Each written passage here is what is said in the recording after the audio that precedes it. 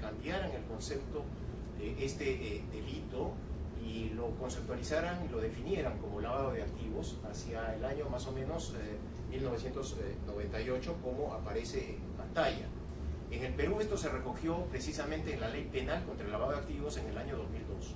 Entonces, hoy en día, el lavado de activos, como ustedes ven ahí en la diapositiva, el lavado de activos es un proceso mediante el cual se ingresan en el sistema financiero y en la estructura económica de un país, en la estructura económica, o sea, en cualquier negocio o actividad económica, los recursos, si estamos hablando de dinero, de fondos, de bienes en general, por eso el término activos, provenientes de cualquier actividad ilícita, aparentando que provienen en realidad de negocios o actividades totalmente legales y ilícitas.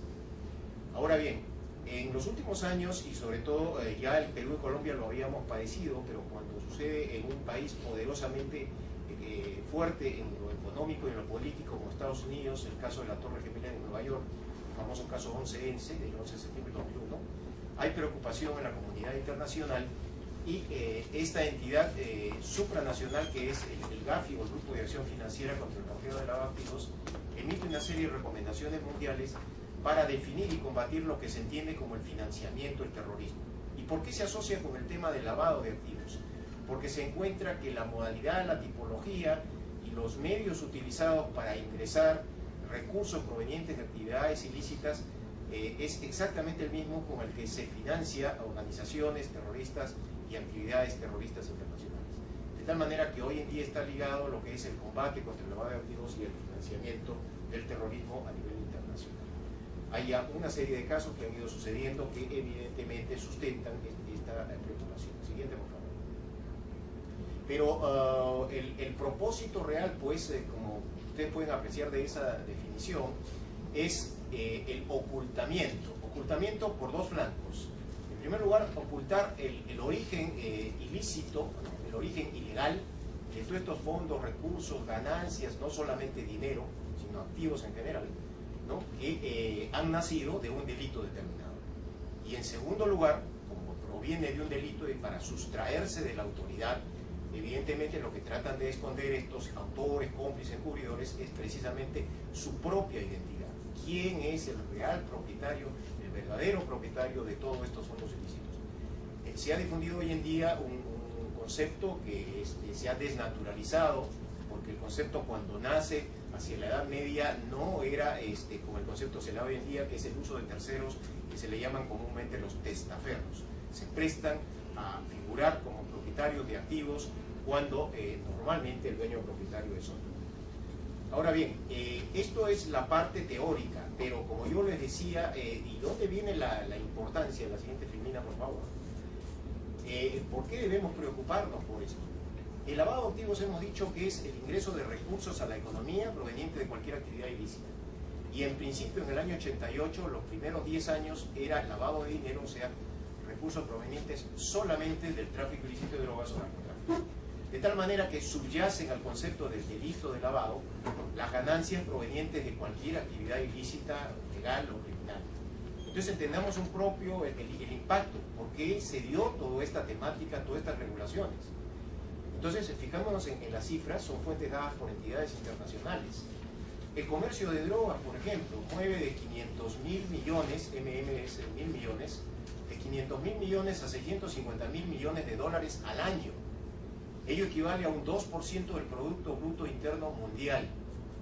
Esta cifra, dicen estas estadísticas de las entidades internacionales, aproximadamente el 80%, lo que significa entre un rango de 400.000 millones a 520.000 millones de dólares, proviene exclusivamente del narcotráfico. Fíjese, el 80%, ¿no?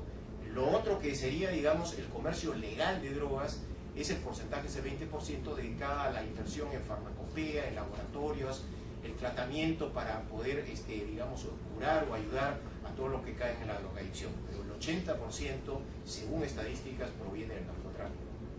La Organización de las Naciones Unidas calcula respecto de estas cifras que 200.000 millones de dólares se lavan en el sistema financiero mundial, solamente en el sistema financiero. Entonces nosotros mismos preguntamos si estas cifras son realmente preocupantes o no. En el caso del Perú, recién aparecen algunas estadísticas a partir del año 2006 o 2007, con la creación de la Unidad de Inteligencia Financiera. Y hay un estimado ya recogido por otro, porque evidentemente acá no hay una cifra cierta, no puede salir un encuestador como sale para recoger preguntas, a preguntarle a una persona si se dedica a una actividad ilegal y si es narcotraficante o no, o si se dedica a una actividad legal. Estos son estimados en base a una serie de supuestos, pero las cifras nos hablan de que entre 1.500 millones, de 1.500 millones de dólares a 2.500 millones de dólares anuales se movilizan a nivel nacional referente al lavado de activos. Siguiente cifra, por favor. Otra cifra más que nos puede hablar de la magnitud de este fenómeno, más allá de lo que está en blanco y negro, es que se calcula, la siguiente, por favor, del total del comercio mundial de bienes y servicios, también se calcula, siguiente tecla, por favor, que aproximadamente el 8%, exactamente el 7.8%, siguiente tecla, es proveniente del tráfico ilícito de drogas o narcotráfico, del comercio mundial de bienes y servicios. Entonces se concluye por estas entidades internacionales que estos ingresos de crímenes diversos, por la magnitud que ustedes están viendo en pantalla, superan el Producto Bruto Interno de muchos de los países más industrializados del mundo, como en ese caso es lo que presenta la pantalla, el caso de España y Canadá. Siguiente, por favor. La siguiente tecla. Ahora bien, fuera de estas cifras que ustedes van a hacer los propios, digamos, que hagan su conclusión sobre el impacto o no del fenómeno, es que este fenómeno también, fuera de las cifras y los números, ocasiona consecuencias de tres tipos. Consecuencias de tipo social, consecuencias de tipo político institucional y consecuencias de tipo económico.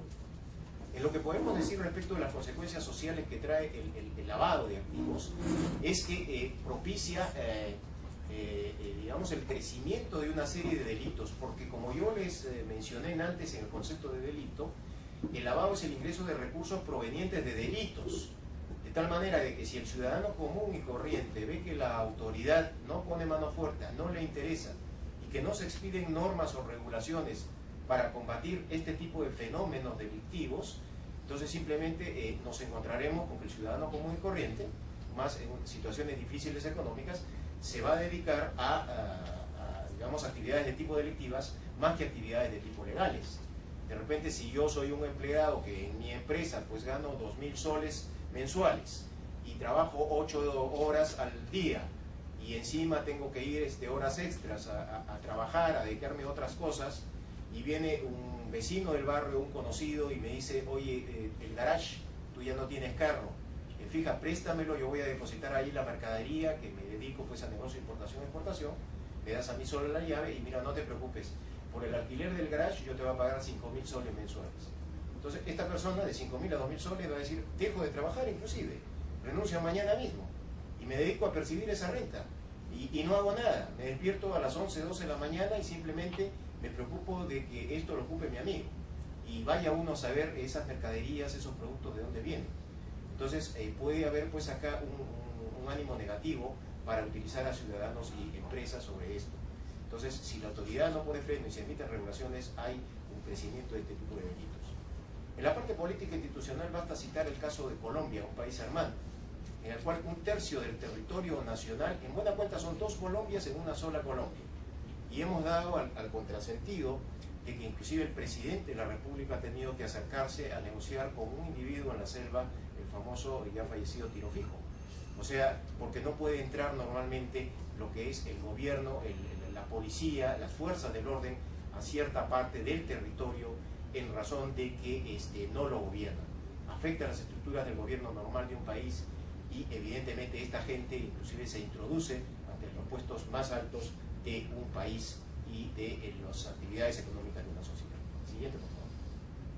En la parte económica, simplemente valga citar lo que aparece en pantalla, hay un impacto tanto de tipo macroeconómico como de microeconómico.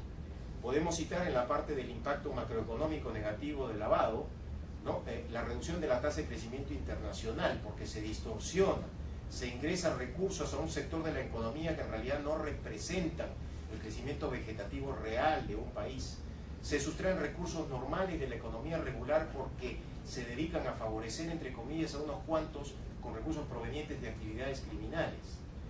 Se transfiere un problema al sistema económico, un problema que debería ser restringido solamente al tipo, digamos, de un problema político criminal y punto.